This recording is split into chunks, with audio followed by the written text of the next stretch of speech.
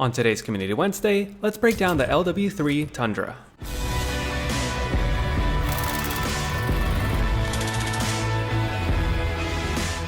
At one point, the Tundra was the king of long-range sniping. It had the best bullet velocity, but the ZRG 20mm got added and the Tundra got nerfed. So, is it still a good sniper, or should we look elsewhere? So before we get into its stats, let's talk about my recommended build. Like most Cold War snipers, it's using a wrap suppressor, the 29.1-inch combat recon, SWAT 5mm laser, bruiser grip, and the airborne elastic wrap. And for those of you who like to know these things, its standard scope zooms in 5.33 times more than an assault rifle with iron sights. This is pretty average, although a little bit less than the Swiss and the ZRG. So let's get into its stats, starting with mobility. Its ADS time is 430 milliseconds, which is actually pretty fast and closer to the Swiss and the Kar 98. Its reload and reload add times are 4.15 seconds and 3.02 seconds, so make sure to always leave one bullet in the mag if you can. And its mag cap is 5, which is pretty average. Its movement and sprint speeds are actually pretty great, and they're the fastest out of any of the sniper rifles that I've tested. So you can definitely run from cover to cover with this out, and if you wanted to, you could technically run around it with it in the map, but I wouldn't recommend that. But its ADS strafe speed is 1.19 meters per second, which is pretty average for a sniper rifle. Its sprint out and tac sprint out times are 300 and 430 milliseconds, which is average for sniper rifles, but trust me, you don't want to sprint out with this anyways. And its stability is 1.1 T, which is actually pretty great. And its bullet velocity is 1111.1 meters per second, so this isn't the most long-range sniper rifle out there. And its rate of fire is 41.6 rounds per minute, so it gets a mobility score of 27. Its recoil is a little bit more than the other sniper rifles that I've tested from Cold War, but definitely a lot less than the sniper rifles from Modern Warfare. Because you do have to pull down after every shot, it is getting a recoil score of 32.83. It has a damage drop-off at 94 meters. Under this, it of course has a one-shot headshot, but anywhere else it's always going to be a 3-shot kill, which isn't that great. Especially since the Kar 98, the Swiss, the ZRG, and I'm sure a few others, can get a 2-shot upper torso kill. And the ZRG can even get a 2-shot lower torso kill. And in the second damage range, it's exactly the same, 1 shot in the head and 3 anywhere else. That means if you are not hitting headshots, it's going to take you about 3 seconds to kill, if you don't miss any of your shots. So it gets a damage score of 40. And when we add all the categories, it gets a final score of 99.83. So what's the best way to use the LW3 Tundra? It certainly doesn't have the bullet velocity anymore to compete at longer ranges, but it also doesn't have the damage to compete at extremely close ranges. So it serves as a pretty decent all-purpose sniper rifle.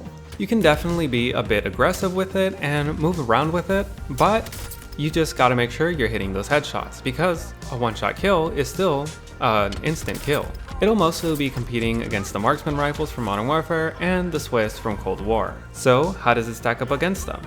If we're only comparing mobility, actually pretty great. And the only thing about it is that its ADS time is a bit slower than the others. It has pretty much the same bullet velocity, but it's got much better movement sprint speeds. And its stability is really great, so you can get those quick scopes if you want. But when it comes to the recoil, the Tundra does move.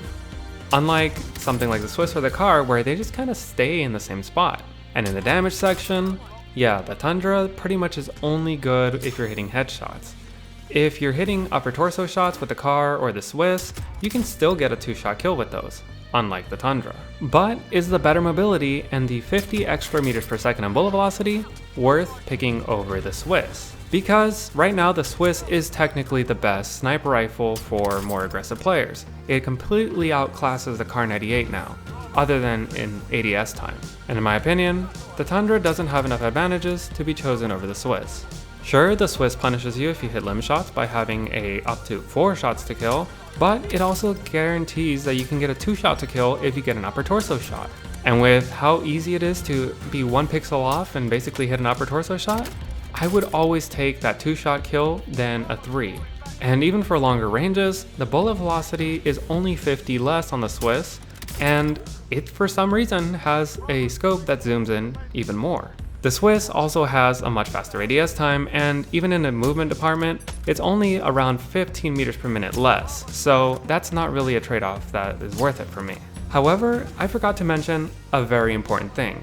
The Swiss and the ZRG are both DLC weapons, so that means you have to unlock them by doing challenges. So if you only have Warzone and you haven't really been progressing those challenges, then the LW3 might be a pretty decent choice. You'll certainly be at a disadvantage when you're facing against people using the Swiss, Kar 98, or the ZRG, but it will be a decent option. However, at longer ranges, if anyone's still using the HDR, or even if someone's using the ZRG, you'll have a much better ADS time. So if you're hitting those headshots, you can technically win, even though your bullet velocity will be much less than theirs. But when it comes to shots to kill, you'll actually be on the same playing field, even though your bullet velocity will be much less than theirs.